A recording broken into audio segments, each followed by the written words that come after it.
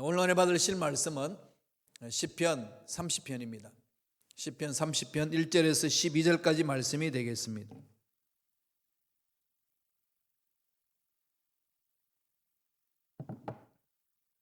시편 30편 1절로 12절까지 말씀 다 같이 봉독하겠습니다. 야훼여, 내가 주를 높일 것은 주께서 나를 끌어내사 내 원수로 하여금 나로 말미암아 기뻐하지 못하게 하심이니이다. 야훼 내 하나님이여, 내가 주께 부르짖음에 나를 고치셨나이다. 야훼여, 주께서 내 영혼을 수월에서 끌어내어 나를 살리사 무덤으로 내려가지 아니하게 하셨나이다. 주의 성도들아, 야훼를 찬송하며 그의 거룩함을 기억하며 감사하라. 그의 노염은 잠깐이요 그의 은총은 평생이로다. 저녁에는 울음이 깃들일지라도 아침에는 기쁨이 오리로다. 내가 형통할 때에 말하기를 영원히 흔들리지 아니하리라 하였도다. 야훼여, 주의 은혜로 나를 산같이 굳게 세우셨더니 주의 얼굴을 가리심에 내가 근심하였나이다. 야훼여, 내가 주께 부르짖고 야훼께 간구하기를 내가 무덤에서 내려갈 때에 나의 피가 무슨 유익이 있으리요? 진토가 어떻게 주를 찬송하며 주의 진리를 선포하리까? 야훼여, 들으시고 내게 은혜를 베푸소서. 야훼여, 나를 돕는 자가 되소서 하였나이다. 주께서 나의 슬픔이 변하여 내게 춤이 되게 하시며 나의 벳옷을 벗기고 기쁨으로 띠띠우셨나이다. 이는 잠잠하지 아니하고 내 영광으로 주를 찬송하게 하심이니 야훼 나의 하나님이여, 내가 주께 영원히 감사하리이다. 아멘. 이 말씀으로 주께 영원히 감사하라 라는 제목으로 은혜 말씀을 나누겠습니다.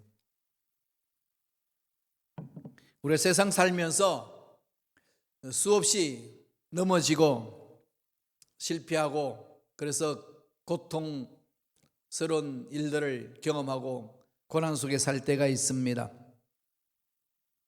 그러나 사람이 땅에 넘어졌다고 또 문제가 일어났다고 그냥 그렇게 인생을 끝내버리면은 넘어지고 실패하고 이런 것 자체에 대해서 얻을 수 있는 교훈은 하나도 없습니다. 다시 일어나서 해야 될 일을 찾아 나가는 게 그게 생명을 가진 부활의 은혜를 체험한 자의 삶 아니겠습니까? 어린아이들이 막 걷기 시작하다가 이제 달리기를 배웁니다. 그게 아주 신속하게 할 수 있나요? 아니죠. 뒤뚱뒤뚱 그러다가 넘어지곤 합니다. 난 넘어지니까 더 이상 달릴 수 없어. 그러고 멈출 수 있나요? 그러면 어린아이 성장 성숙하지 않지요. 그리고 또 그런 어린아이도 없습니다. 몇 번 넘어지든지 올바로 걷고 달리기 하기까지 계속 반복하잖아요. 우리 인생도 마찬가지지 않겠습니까? 넘어졌다 일어서는 게 인생이죠. 그럴 때마다 늘 마음판에 색이 있어요. 말씀. 의인은 7번 넘어질지라도 8번째 일어난다. 7전 8기. 전 그 말씀만 보면은요, 오뚜기가 생각이 나요. 참 한때 오뚜기 되게 좋아해서 늘 가지고 다녔습니다. 힘들고 어려울 때마다 보는 거죠. 아무리 집어 던져도 그 오뚜기라는 존재는 넘어진 것 숫자를 세지 않습니다. 내가 넘어졌다 이거 말하지 않아요. 오뚜기는 넘어지면 일어나는 거죠. 왜? 오뚜기 존재 목적은 일어남이 있으니까요. 하나님의 사랑과 은혜를 체험한 저와 여러분의 삶은 하나님이 주관하신다는 확신이 있으면 하나님이 보살펴 주시는 그 은혜를 우리가 체험한다면 힘들고 어렵다고 주저앉을 수는 없지 않겠습니까? 주저앉을 수가 없는 거지요. 오뚜기가 넘어졌다고 그냥 쓰러져 있지 못하듯이 일어나는 거죠. 왜? 그게 오뚜기 밑둥에 중앙에 쇠덩이가 있잖아요. 딱 중심을 잡아주죠. 우리 인생 중심 누가 잡아줍니까? 우주 만물을 창조하신 하나님, 죽은 자도 살리시고 없는 것도 있게 하신 하나님, 그 하나님이 우리 인생의 중심을 잡아주잖아요. 그럼 중심에 딱 잡혀 있고 그분 늘 살아계시고 능력 있는데 쓰러졌다고 넘어져 있나요? 아니죠. 일어서죠. 그게 은혜지 않습니까? 그 하나님의 은혜를 생각하면은 우리 입에서 나오는 것은 어떤 상황에 던져 있든지 어떤 문제를 만나든지 외칠 수 있는 건 뭡니까? 하나님 감사합니다. 감사죠? 감사합니다. 신앙이 성장 성숙하는 사람 입에는 감사가 넘쳐나는 거죠. 좋아서 감사하고 나쁜 일이 있을 때는 좋게 될 것을 바라보고 감사하고 늘 소망이 있는 거죠. 얼마나 멋있습니까? 보는 사람들도 참 그런 모습 보면 막 이렇게 신이 나지 않나요? 막 이렇게 아우라가 막 나오죠. 이렇게 기운이 막 전달됩니다. 하나님의 생명을 사모하는 자의 삶이에요. 그래서 오늘 시편 기자 다윗은 얼마나 고통스러운 일들을 많이 경험했습니까? 아무 죄 없는데 고통당하고 또 죄를 자기가 범해서 그 죄 때문에 고통당하고 뭐 수없는 어려움을 겪었지요. 그런 어려움을 겪으면서 성전에 올라갈 때에 하나님을 찬양하며 성막에 들어갈 때 하나님을 찬양하며 있는 곳에서 하나님의 위대하심을 찬양하며 외칩니다. 영원히 감사하라. 영원히 감사하라. 이 신앙이 가슴에 팍 새겨져 있어야 돼요. 하루아침에는 안 되지, 그죠? 자꾸 말씀이 있어야 돼. 나를 잡아주는 말씀, 객관적인 말씀, 살아있는 말씀이 나를 확 잡아주고 그 말씀을 통해 성령의 임재를 처음 할 때에 어떤 환경이 와도 흔들리지 않고 당당히 나설 수 있어요. 오늘 다윗 하나님께 감사라는 거죠. 그 하나님을 찬양합니다. 어떤 하나님이라고 이야기하나요? 첫째로 살려주시는 하나님의 은혜라는 거죠. 하나님 우리에게 살려주신 은혜를 주시잖아요. 죽은 것 같았는데 살려주시고 죽은 자도 살려내신 하나님. 저는 대학원 들어갈 때 그 대학원 저의 학부 대학원 들어가는 게 아니고 다른 대학원을 가기 때문에 좀 준비하는 게 참 힘들더라고요. 어려웠어요. 그 노선이 있으니까. 그 교수님들이 뭘 지금 강조하는지를 알아야 되니까 그걸 따로 준비해야 되잖아요. 그 다음 또 영어 시험도 있고 여러 가지 이런 시험을 보는데 준비를 해야 되잖아요. 이게 그때는 경쟁률이 심해요. 지금은 이 경쟁률이 많이 떨어졌는데 그때는 그냥 뭐 엄청난 경쟁률이었습니다. 많을 때는 5대1, 10대1까지 가고도 했어요. 그러니까 거기서 이제 합격해야 되니까 그럴 때마다 하나님께 지혜를 구하는 거죠. 그때 외쳤던 말씀이 로마서 4장 18절 19절 말씀이에요. 하나님은 죽은 자도 살리시고 없는 것도 있게 하신 하나님. 말할 수 없는 중에 바르고 믿습니다. 그때서부터 기도하면서 나아갔던 그 기도의 고백이요. 독일 유학 가서도 힘들고 어릴 때마다 막 그걸 막 가슴에 새기면서 가는 거죠. 목회할 때도 늘 마찬가지. 시카고 왔을 때도 늘 그 하나님께만 집중을 했습니다. 살려주신 하나님 은혜가 있는데 환경에 왜 짓눌려야 되느냐, 문제 앞에 왜 떨어야 되느냐. 이게 막 스스로 말씀과 씨름을 하면서 하나님 이 말씀대로 살게 하여 주옵소서. 그냥 입술로만 외치는 소리가 아니라 마음속 깊이 박히게 하여 주시옵소서. 그런 기도를 참 많이 했어요. 지금도 동일합니다. 늘 그 말씀이 제 마음을 사로잡아요. 오늘 다윗은 어떻게 엎드리는지 볼까요? 시편 30편 3절입니다. 다 같이 읽겠습니다. 야훼여 주께서 내 영혼을 소올에서 끌어내어 나를 살리사 무덤에서 내려가지 아니하게 하셨나이다. 소올이 뭡니까? 죽은 사람들이 가는 무덤을 가리키는 거죠. 소올, 사람들이 그곳에 들어가면 나올 수 없는 곳이잖아요. 그러니까 지금 다윗은 자기 상황이 너무 절망적인 거죠. 인생이 너무 절망이 넘쳐나서 다른 게 넘쳐나야 되는데 절망이 넘쳐나는 거예요. 어딜 가나 절망이에요. 그냥 앞을 봐도 절망, 뒤를 봐도 절망. 모든 것이 절망을 자기를 엄습해 나갈 때에 죽음의 자리까지 내려갔다고 고백합니다. 이제 끝났구나, 죽었구나, 더 이상 살 길이 없구나. 이런 상황 속에서 다윗이 부르짖는 거죠. 소올에 내려갔지만은 하나님이 나를 건져주십니다. 하나님은 죽은 자도 살리시는 분이니까, 없는 것도 있게 하시는 분이니까. 그리고 우리가 당하는 문제보다 크신 거죠. 우리를 넘어지게 하는 악한 영들보다도 강하신 거죠. 이것만 생각하면 힘이 나지 않나요? 하나님이 책임주신다는 은혜, 살려주신 은혜입니다. 사도 바울이 수많은 고난을 당하고 나서 그 고난과 환난 속에서도 하나님이 나를 건져주셨습니다 고백하잖아요. 말씀을 한번 보고 갈까요? 고린도후서 1장 8절 9절입니다.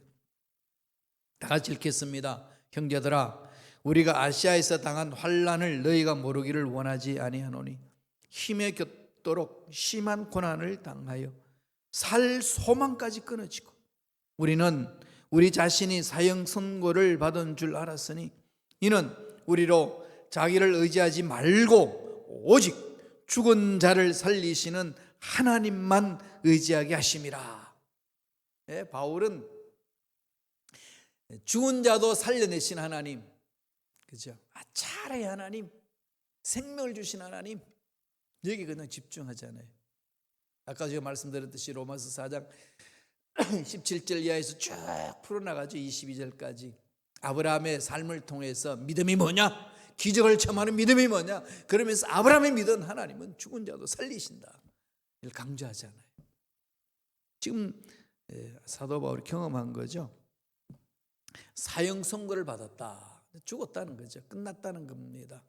그런데 죽은 자를 살리시는 하나님, 이 하나님이 계신다는 거죠. 이 하나님께 매달리는 거죠. 그래서 이런 왜 고난이 있고 문제 있느냐? 그 하나님만 의지하게 하기 위해서 하나님이 교훈이다, 주신 교훈이다. 그러세요. 어려움이 있고 문제가 생기면요, 하나님께 물어보세요. 하나님, 무엇을 제가 배워야 됩니까? 하나님, 제가 무엇을 깨달아야 됩니까? 묻는 거지요, 하나님께. 그럼 하나님 가르쳐 주시잖아요. 저와 여러분 당하는 어려움과 고난요, 다 뜻이 있습니다. 물어보세요. 하나님만 의지할 수 있도록 은혜를 베풀어 주시는 놀라운 사랑이 있거든요. 하나님의 능력을 체험하라는 거 아니겠습니까? 살려주시는 은혜, 이로 말할 수 없는 거죠. 나중에 시편 40편에 보면 다윗이 엄청난 고백을 또 해요. 40편 2절 볼까요? 다 같이 우리 한 목소리 읽겠습니다. 나를 기가 막힐 웅덩이와 수렁에서 끌어올리시고 내 발을 반석 위에 두사 내 걸음을 견고하게 하셨도다. 이게 좀 귀한, 정말로 그냥 이게 멋진 표현을 하죠. 기가 막힐 웅덩이, 기가 막힐 웅덩이, 꼼짝달싹 할 수 없는 운동, 사면초가, 죽었다고 생각할 수밖에 없는 상황, 수월 무덤까지 내려갈 수밖에 없는 상황, 그런 웅덩이와 수렁에서 끌어올리시고 내 발을 반석하면 단단한 기초를 위해 세우신다, 견고하게 하신다, 삶을 견고하게 하신다는, 하나님 그러신 분이라는 겁니다. 자꾸 이 하나님만 바라보세요. 세상 소리에 귀 기울이지 말고, 사람들 비방하는 소리에 귀 기울이지 말고, 문제에 귀 기울이지 말고, 연약한 내 자신의 말에 귀 기울이지 말고요, 하나님 바라보세요. 환경이 어렵다고 끝났다 그러지 마시고, 끝났다 생각할 그때에 전능하신 하나님 바라보시고 살려주신 은혜를 듬뿍 체험하시길 바랍니다. 두 번째 어떻게 고백하나요? 고난 속에서 함께 하신 은혜가 있다는 거죠. 고난을 당할 때 하나님 나를 내팽개치지 않습니다. 고난 속에 뭐 하신다고요? 함께 한다고. 예수님 이름이 임마누엘이잖아요. God with us, 우리 함께 하는 거, 그죠? 예수님이 태어나실 때도 하나님이 함께 하시, 성령이 임재함으로 삼일차 하나님이 함께 하시는 탄생, 예수를 믿는 저와 여러분의 삶에도 함께 하시는 은혜, 예수님이 부활하시고 승천하시면서 마지막 유언으로 남겨주신 말씀, 볼지어다 세상 끝날까지 너희와 항상 함께 있으리라. 여러분, 좋을 때만 함께 있는 게 아니에요. 슬플 때도 함께 있어요. 여러분, 죄 짓는 데도 함께 계시는 거죠. 그러니까 성령을 통해 가지고 통곡하게 하는 거예요. 속을 막 뒤집어 주는 거죠. 그래 회개하니까. 여러분, 숨을 데 없어요. 하나님을 피해서 숨을 곳이 어디 있습니까? 사람들이 아무도 안 본다고 숨을 수 있나요? 예, 사람들 눈은 피할 수 있지만 하나님 눈을 피할 자 누가 있습니까? 하나님이 함께 하신다. 여기에 이제 코람데오 신앙이 있는 거 아니겠습니까? 아무리 힘들고 어려움이 있고 하나님이 뭐 화가 나서 나를 채찍질한다 할지라도 그 날 살리기 위한 것이지 죽이기 위한 것 아니라는 것 만반에 새기세요. 중병에 걸리고 세상 어슬로 고칠 수 없다라고 하는 그 상황에 놓여 있을 때 노염은 사라진다. 하나님은 살리신다. 이 고난 속에서도 하나님은 나와 함께 하신다. 만판에 새기시기 바랍니다. 말씀 보실까요? 30장 5절입니다. 다 같이 읽겠습니다. 그의 노염은 잠깐이요 그의 은총은 평생이로다.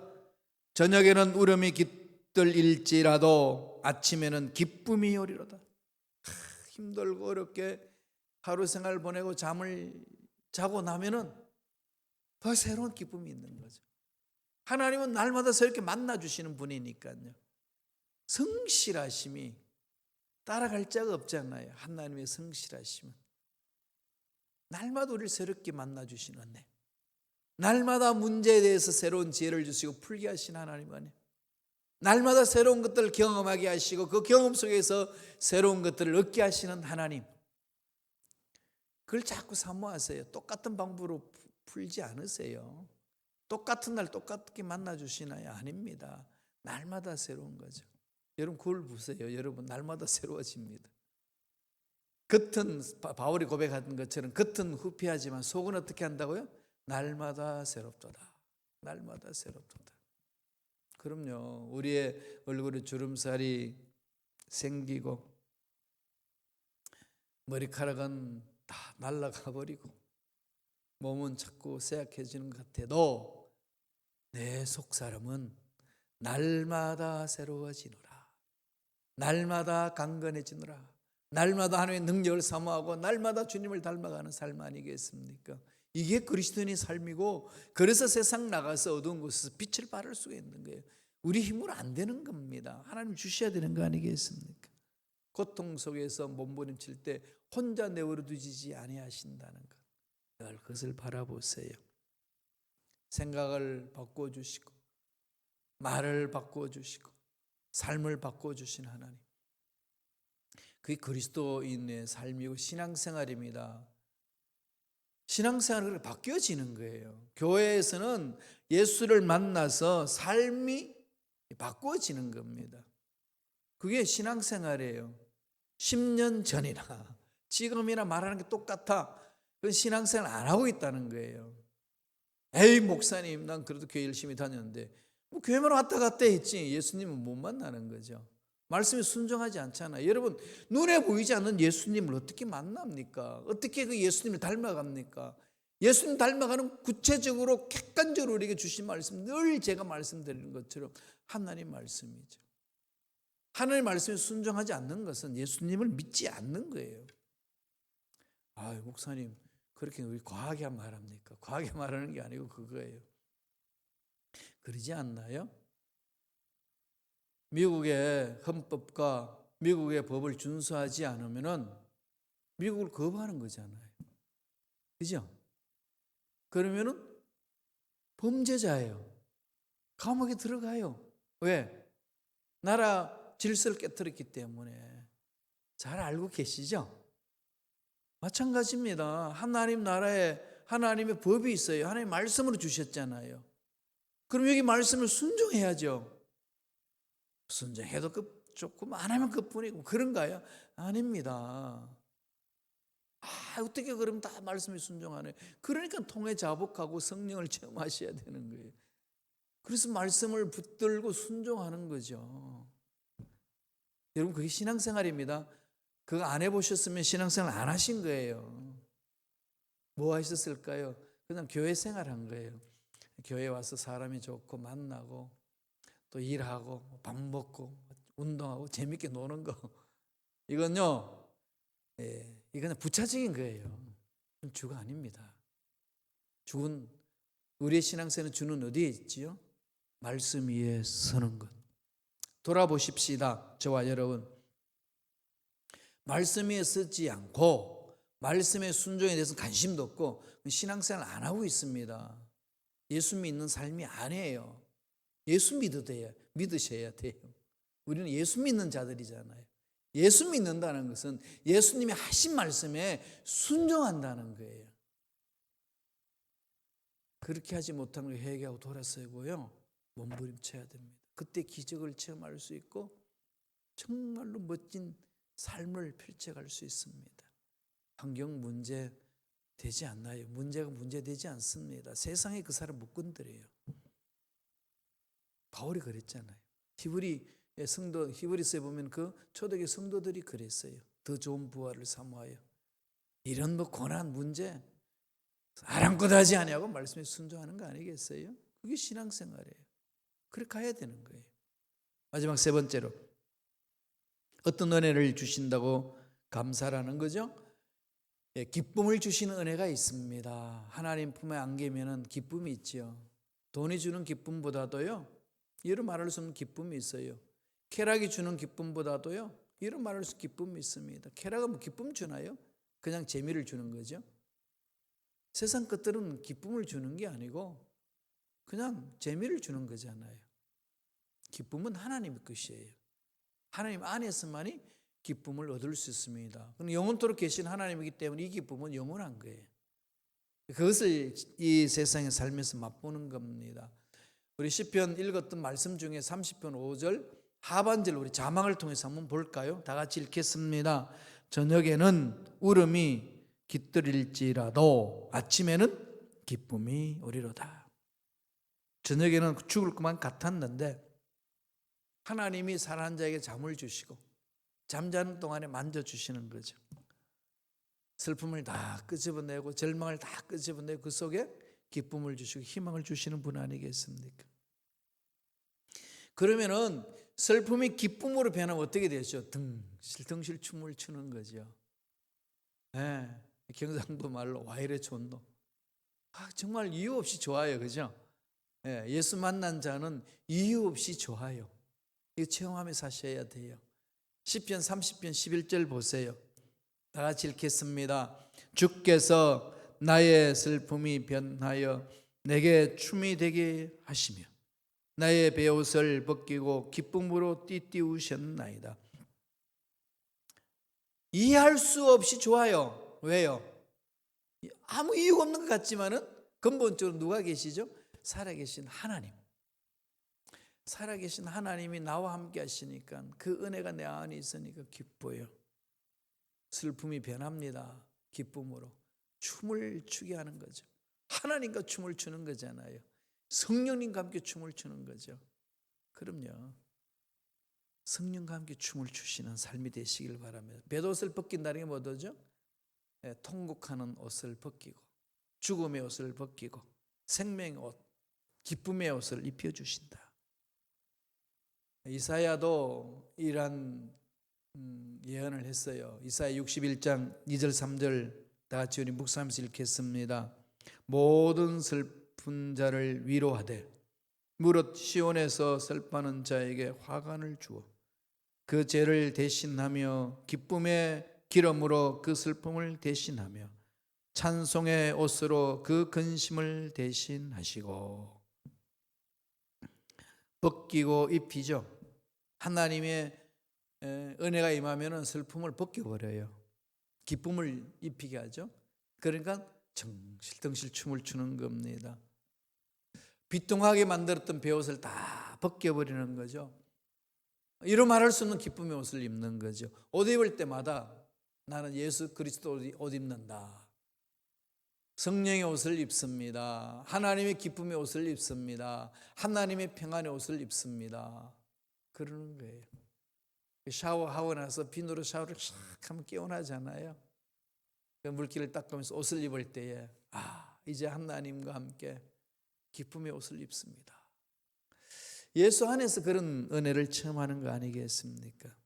아무리 절망적인 상황이란다 할지라도 하나님을 신뢰하는 자는 하나님이 함께 하시기 때문에 기쁨을 맛보게 하시고 마침내 승리를 체험하고 누리게 만드십니다. 이 은혜가 오늘 하루 넘쳐나길 바랍니다. 아니 평생 넘쳐나기를 축복합니다. 같이 기도하겠습니다. 살아계신 하나님, 절망 속에 빠졌다 할지라도 끌어올려 주시고 살려주시고 높이 세워주신 하나님을 찬양합니다. 저녁에는 울음으로 잠든다 할지라도 기쁨으로 일어나게 해주신 야훼 하나님을 찬양합니다. 슬픔의 겉옷은 벗겨주시고 기쁨의 옷을 입혀서 춤추게 만드시는 야훼 하나님을 찬양합니다. 홀 영광 받아주시고 이 놀라운 은혜를 청한 우리들은 입만 열면 감사가 넘쳐날 수 있도록 역사하여 주시옵소서. 예수 이름으로 명하노니 우리의 앞날을 방해하는 모든 악한 영들은 떠나갈지어다. 머리부터 발끝까지 모든 육체 질병은 깨끗하게 나음을 입을지어다. 치료하신 하나님을 찬양합니다. 하나님 홀로 영광 받아 주시옵소서. 이제 주님 오실 그때까지 날마다 감사가 넘쳐나는 우리의 삶이 되게 역사하여 주시옵소서. 은혜에 감사하여 예물 드립니다. 우리 삶에 필요한 돈, 하나님의 생명 주시고 능력 주셔서 수입을 얻게 하셨는데 그 모든 수입의 근원은 하나님이라는 사실을 믿고 하나님께 감사하며 선별하여 일부를 하나님께 드립니다. 기쁨과 즐거움으로 드립니다. 하나님 받아주시고 하나님 나라에 꼭 필요한 곳에 쓰임받을 수 있는 복된 예물되게 축복하여 주시옵소서. 감사하고 예수님의 이름으로 축복하며 기도드리옵나이다. 아멘.